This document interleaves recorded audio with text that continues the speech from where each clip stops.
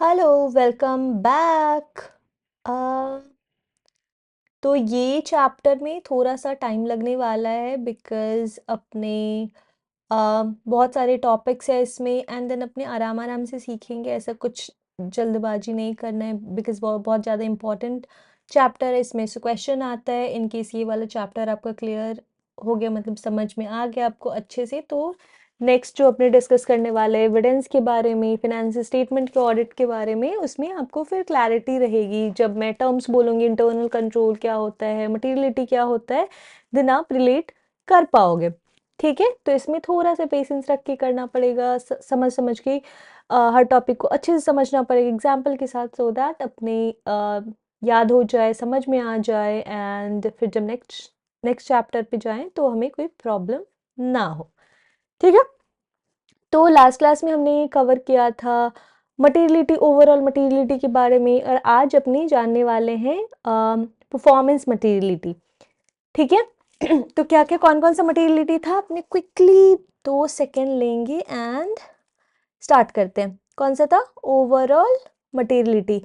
इसमें क्या था, फटाफट याद करते हैं कि financial statement as a whole पे ये वाला करते थे। ठीक है, ओवरऑल रहता था। उसके बाद क्या आता था?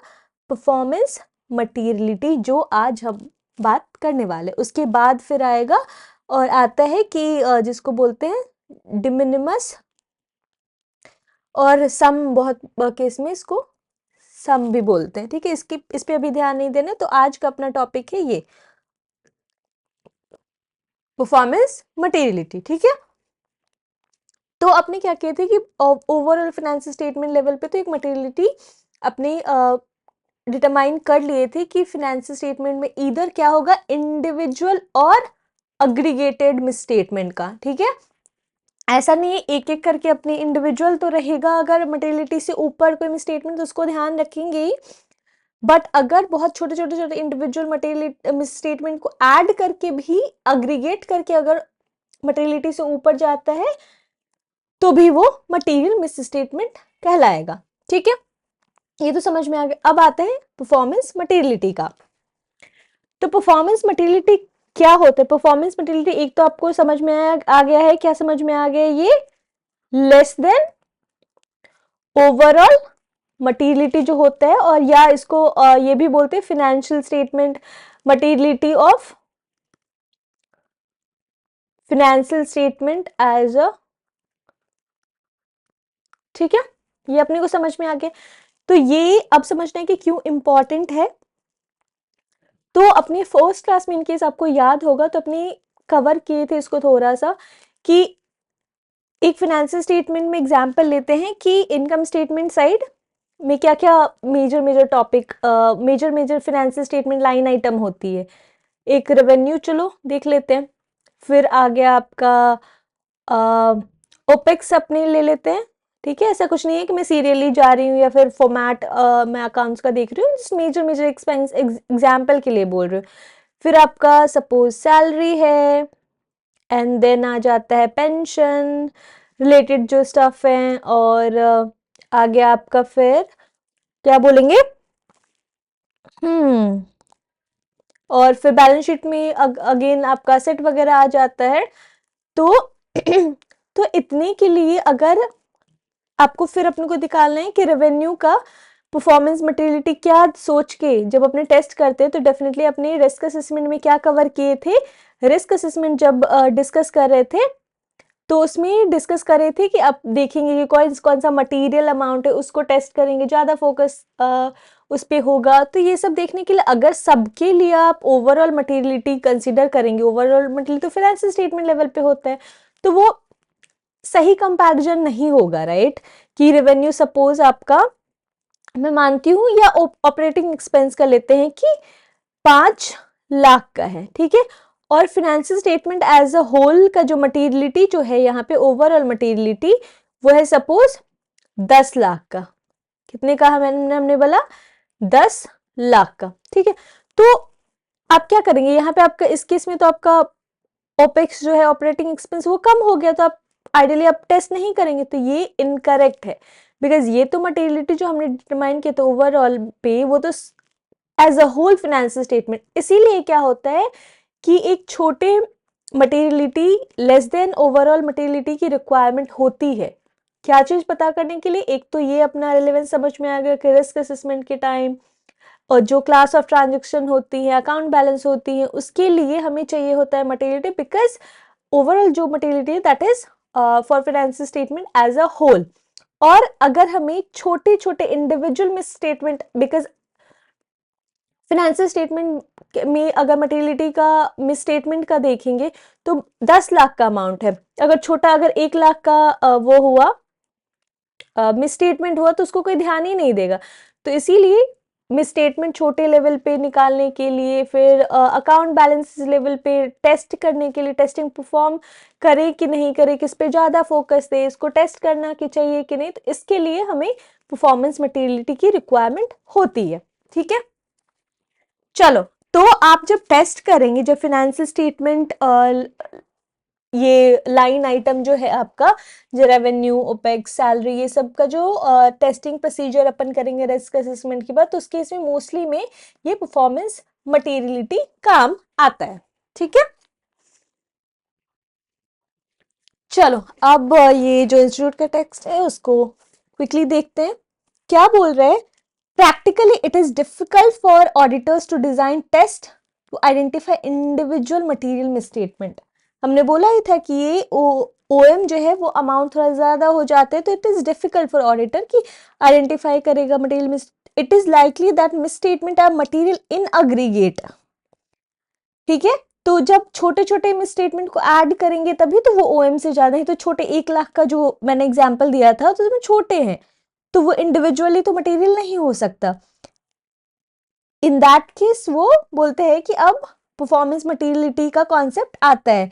It takes us to the concept of performance materiality. ठीक है, नेक्स्ट क्या है? Performance materiality means the amount और amount sets by the auditor. ये जो परफॉर्मेंस मटेरियलिटी निकालते हैं वो डेफिनेटली ऑडिटर ही डिटरमाइन करते हैं। एट लेस देन, हमने क्या बोला था कि जो क्या होता है, less than overall material, because overall तो फाइनेंशियल स्टेटमेंट लेवल ये अकाउंट बैलेंस है, तो डेफिनेटली अकाउंट बैलेंसेस, बहुत सारे अकाउंट बैलेंसेस को ऐड करके एक फाइनेंशियल स्टेटमेंट बनता है। तो ये लॉजिकल है। ठीक है, less than materiality for the financial statement as a whole. क्यों करते हैं? To reduce to an appropriately low level the probability that aggregate of uncorrected and undetected misstatement exceeds materiality for the financial statement as a whole। जो हमने ऊपर पढ़ा कि इसको कम करने के लिए, जो ऐसा हो कि जो अकाउंट लेवल पे जो मिसस्टेटमेंट है उसको पता करने के लिए, टेस्ट करने के लिए किसको क्या करना है, तो ये अपनी एक परफॉर्मेंस मटेरियलिटी सेट कर लेते हैं। नेक्स्ट क्या है? If applicable, performance materiality also refers to the amount और amount set by the auditor at less than the materiality level for particular classes of transaction. वही बोलते हैं पर्टिकुलर क्लास, अकाउंट बैलेंस और डिस्क्लोजर। ठीक है, account balances वगैरह जैसे डेटस हो गया, ये सैलरी हो गई, ओपेक्स, छोटे छोटे अकाउंट बैलेंसेस के लिए ये किया जाता है। ठीक है, नेक्स्ट क्या बोलते हैं? Performance material set again lower than, हमें तो पता ही है। अब हम चलते हैं नीचे एंड डिस्कस करेंगे अदर पॉइंट्स। ठीक है, क्या बोलते हैं? It lowers the risk that auditor will not be able to identify misstatement that are material when added together. ठीक है, तो बोलते हैं कि डेफिनेटली ये रिस्क कम हो जाता है, बिकॉज अब तो छोटा हमारा मटेरियलिटी का अमाउंट छोटा हो गया, तो उससे रिलेटेड जो मिसस्टेटमेंट है वो आइडेंटिफाई हो जाएंगे एट अकाउंट लेवल पे। पहले जो हम क्या करते थे, पहले क्या था कि अपना एग्जाम्पल में कि मिस स्टेटमेंट 1 लाख का है, सपोज मिस स्टेटमेंट 1 लाख का है, ओवरऑल मटेरियलिटी क्या है एग्जाम्पल के लिए हम 10 लाख। तो इसमें केस में क्या होता है, हो सकता है चांसेस है कि अगर इंडिविजुअली को इग्नोर कर 10 बार ऐसा मिसस्टेटमेंट आएगा तो हो जाएगा। अब क्या हुआ कि परफॉर्मेंस मटेरियलिटी जो है हमारा एग्जाम्पल के लिए, ये ऐसा ये मत सोचना कितना डिफरेंस होता है। परफॉर्मेंस मटेरियलिटी अब हमने ले लिया दैट इज 80,000 का। बहुत इतना ज़्यादा 10 लाख और डायरेक्टली 80,000 नहीं होता है। मैं जस्ट एग्जाम्पल के लिए, इसमें कोई वो लॉजिक मत प्लीज़ लगाना कि ऐसे कैसे हो गया, ओएम तो इतना है, पीएम इतना कम कैसे हो गया, मैं जस्ट समझाने के लिए बोल रही हूँ। तो इस केस में 80,000 हो गया, तो डेफिनेटली ये मिस स्टेटमेंट हो गया जो है 1 lakh, that is more than PM. तो अपने इसको कंसिडर कर सकते हैं, इसको जैसे 1 लाख मटेरियल इस केस में बोल सकते हैं। तो इसमें रिस्क कम रहता है कि छूटने का। तो अब इसको 1 लाख को अपने कहीं पे लिखेंगे, एक डॉक्यूमेंट करेंगे, एंड देन सबको जब ऐड करेंगे तो डेफिनेटली ओवरऑल मटेरियलिटी का हो सकता है, चांसेस है कि उससे ऊपर जाए, या फिर देन कंपेयर करेंगे। ठीक है, नेक्स्ट क्या बोलता है कि मटेरियलिटी, जो अपनी परफॉर्मेंस मटेरियलिटी और ओवरऑल मटेरियलिटी क्या कैलकुलेशन करते हैं, वो कब करते हैं। ठीक है,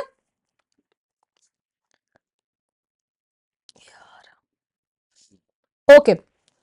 तो ये जो मटेरियलिटी का डिटर्मिनेशन होता है वो प्लानिंग स्टेज पे होता है। और प्लानिंग जब हमने कवर किया था तो अपने 1-2 बार डिस्कस भी करे थे कि इसकी जो डिटर्मिनेशन होती है वो प्लानिंग लेवल पे होती है।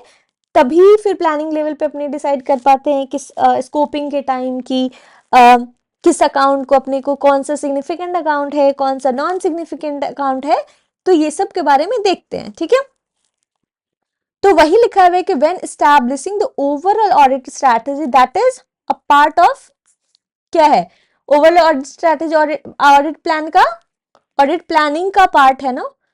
इसको जो अपने देखते थे इसमें क्या क्या था, स्कोप, टाइमिंग एंड डायरेक्शन का।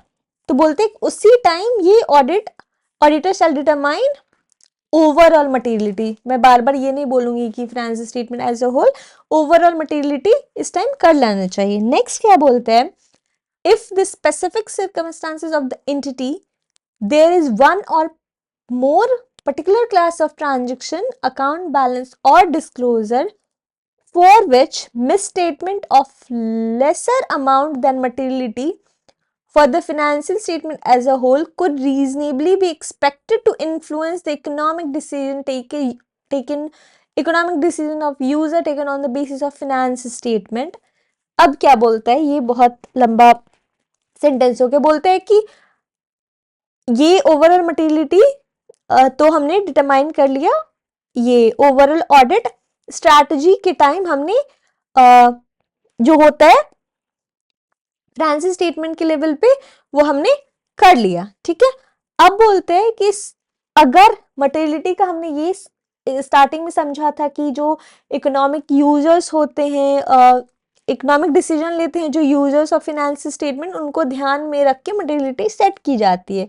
तो वो वही बोल रहे हैं किस केस में, अगर कोई स्पेसिफिक सर्कमस्टांस हुआ, इसका सिचुएशन हुआ एंटिटी में कि जो पर्टिकुलर अकाउंट बैलेंस है या ट्रांजैक्शन है, उसके लिए जो मिसस्टेटमेंट होगा वो लेस देन मटेरियलिटी, जो ओवरऑल मटेरियलिटी का तो अमाउंट ज्यादा है, अगर उससे कम भी आएगा फिर भी वो मिसस्टेटमेंट जो है वो इम्पैक्ट करेगा डिसीजन ऑफ द यूजर्स। समझ पे आ रहे हैं, वही बोल रहे हैं कि अगर लेस देन द मटेरियलिटी जो हमने ऊपर डिटरमाइन किया था financial statement as a whole के लिए, उससे कम भी रहेगी मिस स्टेटमेंट एक पर्टिकुलर क्लास ऑफ, फिर भी वो इकोनॉमिक डिसीजन जो यूजर है उसको इम्पैक्ट कर सकती है। तो इन दैट केस क्या होता है, उसके बाद बोलते हैं the auditor shall also determine the materiality level, मतलब कौन से लेवल पे कितने ओवरऑल रखना है, परफॉर्मेंस मटेरियलिटी का करना है, to be applied to those particular class of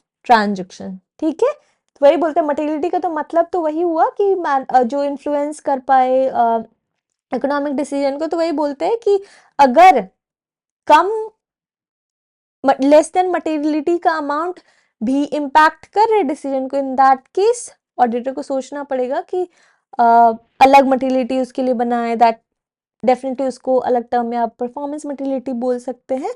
ठीक है, चलो आज इतना ही रखते हैं। नेक्स्ट क्लास में अपने बात करेंगे बेंचमार्क के बारे में कि कौन कौन से बेसिस पे हम मटेरियलिटी का डिटर्मिनेशन कर सकते हैं, क्या ध्यान में रखा जाता है। ओके, चलो मिलते हैं नेक्स्ट क्लास में। टिल देन आप अच्छे से पढ़ते रहिए, बाय बाय।